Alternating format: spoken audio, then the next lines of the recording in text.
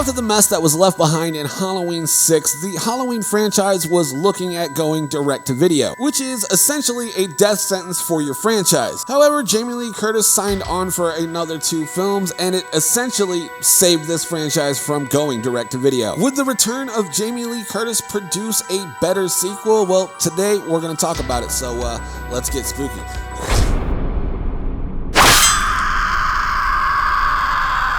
Greetings everyone, my name is Nightshade, this is The Night Shift, a home for all things spooky, and today we're looking at Halloween H20, released in 1998. So as I was stating in the intro, the Halloween franchise was almost going to be direct to video. They actually already had a script in mind and were getting ready to prep for Halloween 7, which was going to be a direct to video sequel. However, when Jamie Lee Curtis signed on to do the film, plans had changed a little bit. I got a call from my agent saying, Bob Weinstein wants to meet with you. And he was great. He was like, read your draft.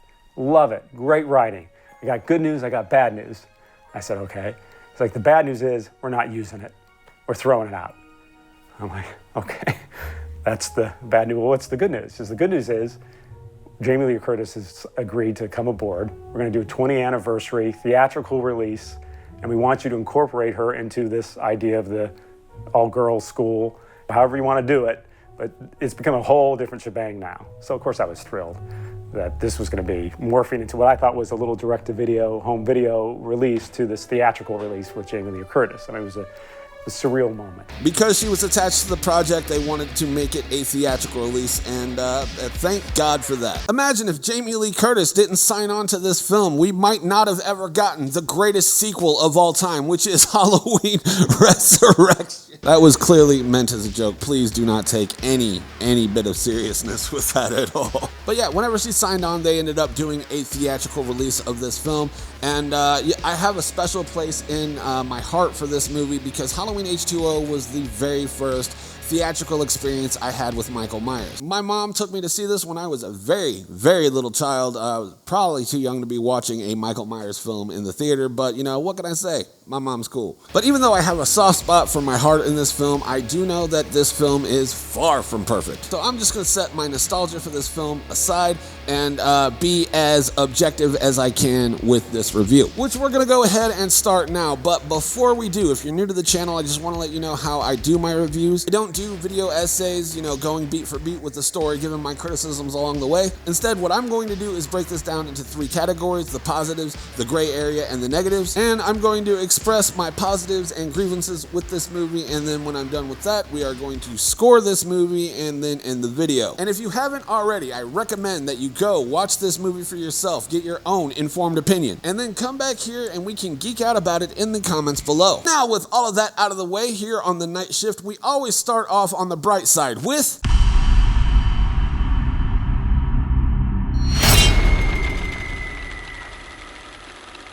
So 20 years after the night he came home, Michael Myers heads to California to finish what he started with Laurie Strode. And in this outing, Laurie Strode has changed her name to Carrie Tate, and she is an overprotective mother of her son, John. John is one of the main characters in this film, and she's been struggling with alcohol ever since her run-in with the Shape. And once Michael Myers resurfaces to protect her son, Carrie Tate, Laurie Strode, must go face-to-face with the Shape for one last time. Now, I understand. Kind of a basic story, but you know, after dealing with cults and weird incest nonsense, a bit of basic story outline, it goes a long way here. Now, I do love that this is a direct sequel to Halloween 2. It's ignoring all the rest of the continuity in the film franchise, which, I mean, let's face it, it's kind of a good thing. But this movie acts as the true Halloween 3, the Halloween 3 that we never got. And, you know, I appreciate it for what it is. For the longest time,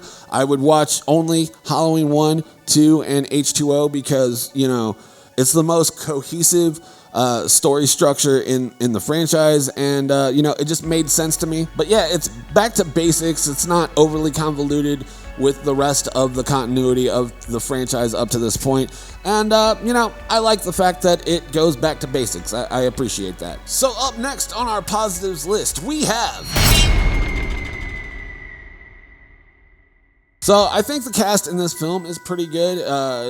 At least for me, a lot of these people were like people that I grew up watching. Like we got Josh Hartnett, who is like simultaneously filming this film as well as The Faculty, which is another great film. If you haven't watched it, I highly recommend going and checking that out. Like he was just a prominent figure in my childhood, and I'm glad that after he took his little acting hiatus, he's now back in movies again. He stars in, what's that movie called? Trap, something like that. I keep seeing trailers for it. I haven't checked it out yet, but I will eventually, probably whenever it comes to streaming. It doesn't look like it's worth going to the theaters to see, but yeah, super stoked to check that out. And then you got, you know, Michelle Williams, Joseph Gordon-Levitt. They make an appearance in this film. And then we got the return of Nancy Stevens, and we even get a cameo from Janet Leigh, which is awesome to see. And then you got my favorite character in this film, who is LL Cool J, Ronnie, in this film. He's probably my favorite part of this movie. They climbed high up a skirt, leading to two tumultuous, round melon breasts. Round melon? What? Now why you want to label it like food? And what kind of melon you talking about? Cantaloupe, watermelon, what? Baby, it's fiction. People like to read descriptive adjectives. It sets the scene. It's stupid is what it is. It's sensual and romantic. Ronnie, it's unrealistic. This whole writing career is unrealistic. Now we're married now, baby. We gotta get serious. This is serious. I think this film has a really great cast attached to it. I think everybody's acting chops were on par with where they needed to be for this film, making it more of an enjoyable film watch than, you know, maybe some of the others in the franchise. So up next on our positives list, we have...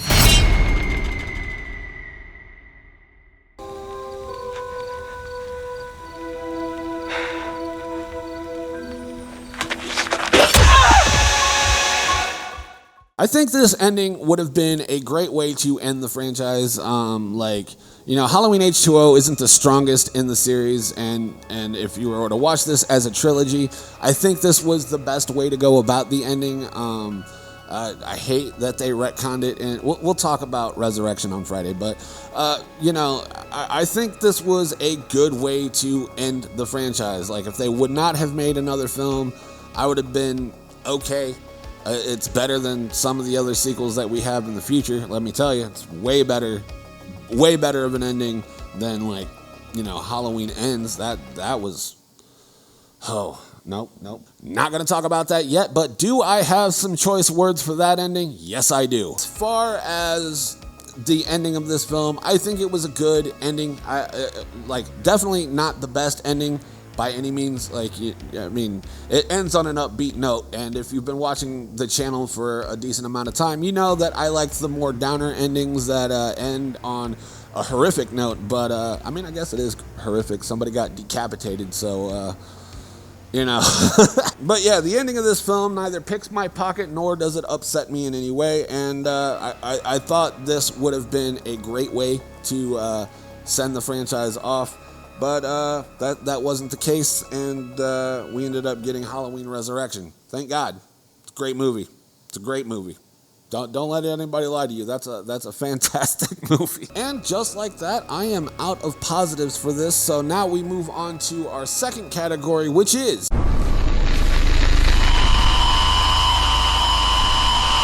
Now, before we get to the next title card, I just want to let you know that the gray area is something of a mixed bag. Like, it's not good enough to be in the good category, but it's not bad enough to be in the bad category, so it's somewhere in between. It is in the gray area, and our very first thing to talk about in the gray area is...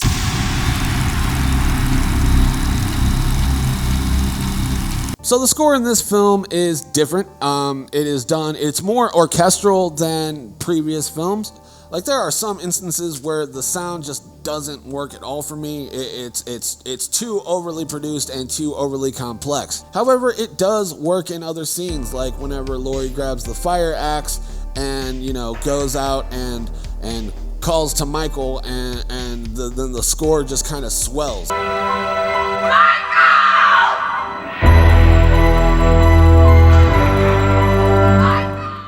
That scene gives me goosebumps every single time. So there are some instances where it just doesn't work at all, and other instances where it absolutely works amazingly. So that's why it had to go here on the gray area. So up next on our gray area, we have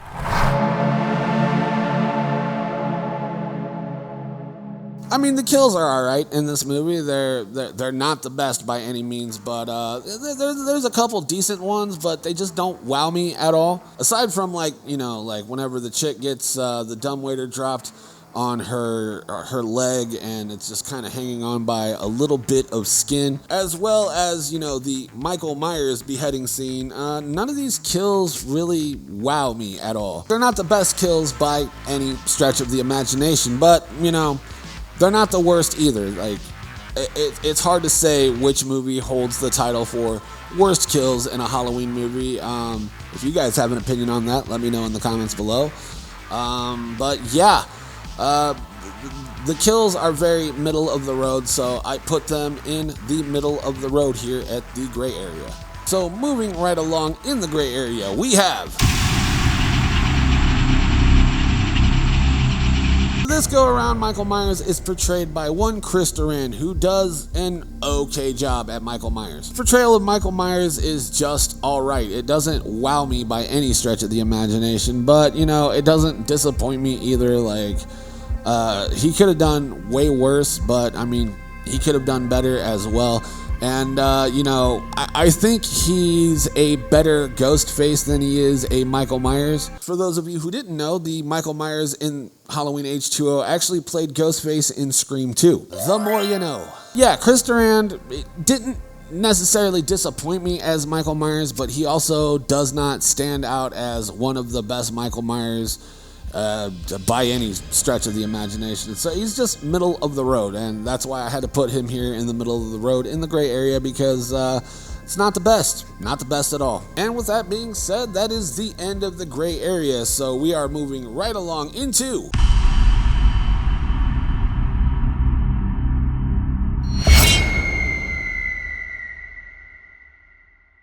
there are no more than 3 masks used in this entire film, and they're not the best. And there's also a mask that can only be described as a digital abomination. So if you want to count that as a mask, then there's 4 total masks in this film. So the first mask we see is actually probably the less egregious of all of the masks. The first mask we actually see used in this film is actually a Part 6 mask, but it has been retooled.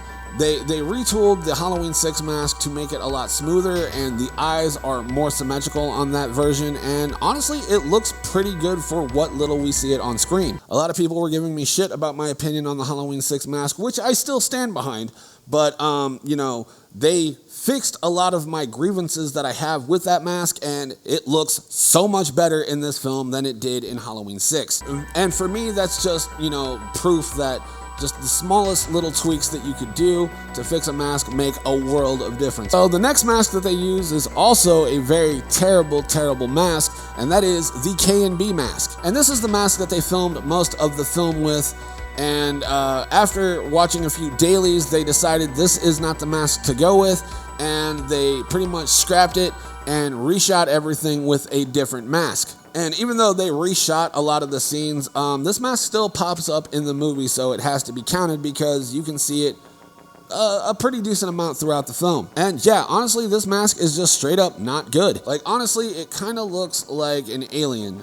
More alien than even the Halloween 5 mask. This thing looks weird as hell. And then the third and final mask is the mask that we all know as the Halloween H20 mask. And honestly, this mask, it's nothing to write home about. Like, it is, for one, it shows off way too much of Michael Myers' eyes. Like, I don't like being able to see Michael Myers making expressions underneath the mask or anything like that. I think they might have benefited if, Chris Durand wore, like, a mesh hood, or they put mesh behind the eyes. I think this mask would look a little bit better in that scenario, but I mean, it's not the worst mask in the franchise, but it definitely does not wow me. And so yeah, the collection of all of these masks definitely had to make it into the negatives category for me. And then we also get the CGI abomination. I honestly don't know who saw that and was like, yeah, that works, that's great, bravo, let's cut, wrap, film it, send it to print. Like, no, who the fuck thought that that was a good idea. Like, why not just reshoot it in front of a green screen? That would have been better than that shit. That was terrible. That was terrible. That's laughably bad. Like, at this point in time, we had Jurassic Park, and I think The Lost World had come out by then. And the CGI in that it still holds up today, but like, you know, then we got this CGI mess, and yeah, no, fuck that. Fuck that. And next on our negatives list, we have...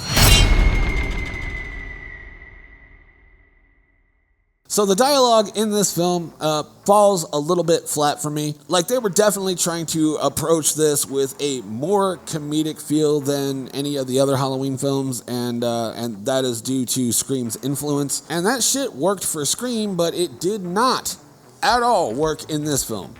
Hasn't anyone told you? Secondhand smoke kills. Yeah, but they're all dead. Oh, and also, they messed up your kitchen really bad, too. Yeah. Good night. Care to join us? I can't. I'm having my nipples pierced. Ah. Like, some of the attempts of humor really make my skin crawl, and I don't know, it just bothers me. But yeah, all in all, the dialogue just doesn't really work for me, especially the attempts at humor.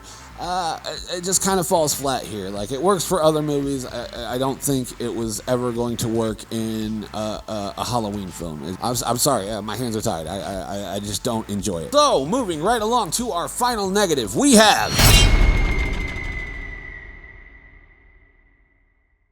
So this film takes place in California, and honestly, it just doesn't feel like a Halloween film. Like, I know the first two films were filmed in California, but, you know, they made an attempt to make the setting feel like it was in a small town in Illinois.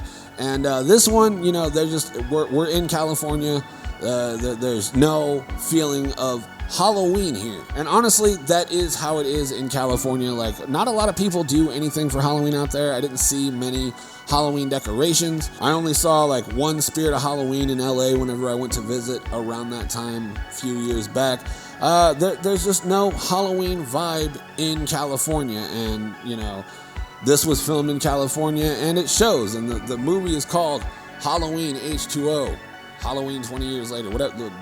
Halloween. It's a Halloween movie that doesn't feel like it's taking place during Halloween. And honestly, up to this point, every single sequel up to this point has felt like a Halloween movie. Like, as much as I don't like Halloween 5 and Halloween 6, at least they felt like they were filmed during Halloween. This film doesn't feel like that at all. Like, we don't really see much as far as like Halloween decor. Like, yeah, there's a couple kids that are dressed up for Halloween running up and down the sidewalk, but you know, it's still, that does not make it feel like Halloween in the slightest. You definitely need it to feel like Halloween to be a proper Halloween movie or sequel or anything like that. You need to have the feeling of Halloween, and this just does not have that because they filmed it in California. And I'm not talking shit on California at all, but like, you know, they just don't do Halloween the way, you know, the Midwest does Halloween. And, you know, so it doesn't really capture the spirit of Halloween. And for that, it had to go on the negatives. That is it for my list. And this film is very middle of the road in the franchise for me. It's not the best, but it is definitely not the worst. It's so-so. Like, it's tolerable. I can watch it and be fine with it. And like I said, for the longest time, I watched Halloween 1, Halloween 2, and Halloween H20 as my ultimate trilogy, with Halloween H20 definitely at the bottom of the barrel out of that trilogy. Wow, that's sucky. So all in all, I'm going to score this a solid 5 out of 10. So that is just about going to do it for me. Before I go, though, I'm going to ask you to let me know your thoughts on Halloween H20. Are you one of the people that loved it? Are you one of the people that hated it? I know that somebody commented saying that it was the worst film in the franchise, and they were waiting for me to release this video to explain it further in the comments below. I'm very much looking forward to reading that, as well as reading everything that everybody thinks about this film. So yeah, let me know in the comments below and we can have a conversation. So that's just gonna about do it for me. If you liked the video, let me know by leaving me a like. Comment down below what you want to see on the channel next. I will do my best to accommodate. And until next time, my name is Nightshade. This has been The Night Shift, and I will see you in the next video. Stay spooky, my friends.